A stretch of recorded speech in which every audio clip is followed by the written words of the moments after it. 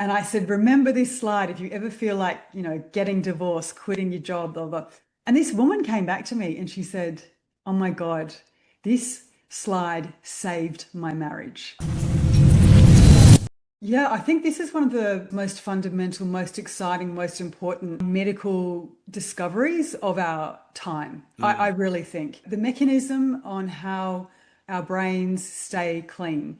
So basically, throughout the day, there's many things that happen. So inside your brain, you have little explosions that produce energy, and what happens is there's like cellular like exhaust that gets left over, or the metabolic byproducts of energy production, and this stuff kind of builds up, and that cellular exhaust is called adenosine, and adenosine is Mother Nature's dimmer switch, and it kind of makes you sleepy, your motor skills and your growth skills all just sort of like slow down, and it's basically saying, enough.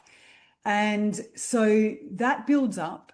And we know that adenosine is, well, caffeine is an antagonist, that caffeine Mm. can sit on those receptors and block the feeling of being sleepy. So I want everyone to know caffeine does not give you energy. People think that, oh, I've got to have my coffee to get energized, but it's just basically blocking the signals that It's make a you feel sleepy. masker, right? It's Yeah. masking the real shit. Yes, and so we know that caffeine has a half-life of about somewhere between 6 hours, depends on your metabolism, your liver health, whether you're pregnant, if you're on the pill. But it will wear off after 6 hours and you're actually even worse. That's why you can get that caffeine crash, because it's basically the true nature of your sleep status just is like in full assault. And all of that adenosine hits those receptors and you feel like crap. So, going back to adenosine, we know that it gives you an impending sense of doom. The Mm. reason we know this, like when you're tired, everything feels just overwhelming and just feels like crap. And we know that this happens because adenosine is also used as a heart medication for tachycardia. And when Ah. doctors administer this to the patient, they say to them like, "Don't worry, you're not going to die," because patients like, oh, and you feel like this anxiousness and just like something like burgeoning is bad is about to happen, and you feel awful. And they say, "Don't worry, that's not true. You're not going to die. It's just the adenosine." And so this builds up, but what happens is humans like to post rationalize. They like to think, man, I feel like crap. You wake up and I feel like absolute crap. And people say, well, it must be my dog, my life, my wife, my house, you name it, whatever. But actually, you're just walking around with a dirty brain, a Mm. very dirty brain, and you don't know it. And there's only one way to get rid of adenosine, as you can guess. It's sleep. Yeah, but there's a certain part of your sleep architecture. Mm. Yeah. And that is deep, slow wave sleep.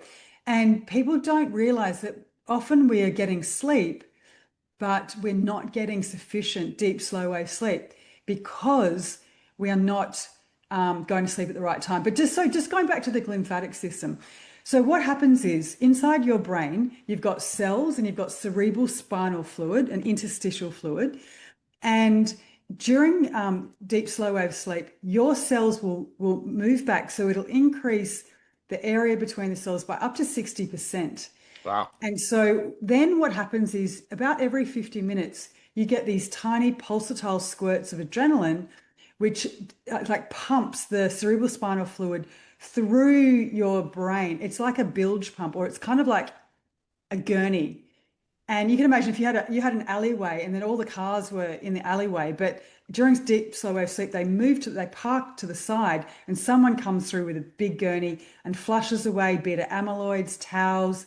It helps with the reconstitution of that energy. It's like alchemy. So the adenosine turns back into adenosine triphosphate. Then it goes to adenosine diphosphate. Then it goes to adenosine. So that alchemic, like, magical process happens during sleep.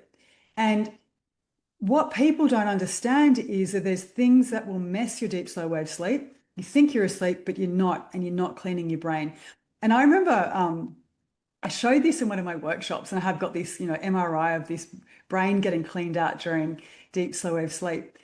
And I said, remember this slide if you ever feel like, getting divorced, quitting your job, blah, blah. And this woman came back to me and she said, oh my God, this slide saved my marriage. Oh, I because was like, she had the impending doom from lack of sleep and thinking, oh, my marriage is screwed, and it was yeah, just the lack of she sleep. says it's him. She was like, I won't tell her name or anything, but she was like, I feel suspicious. I think he's cheating on me. I don't think he loves me anymore. And then so she started like getting upset with him about not packing the dishwasher properly and doing leaving socks and blah. And she just got into this awful downward spiral. And then she said, I got a tracker. And then I just realized I was not getting into deep slow wave sleep. It was really minimal. And so I just had a dirty brain. And so there is a window of opportunity when you get deep, slow wave sleep, and it's primarily in the first 2 hours before midnight. And this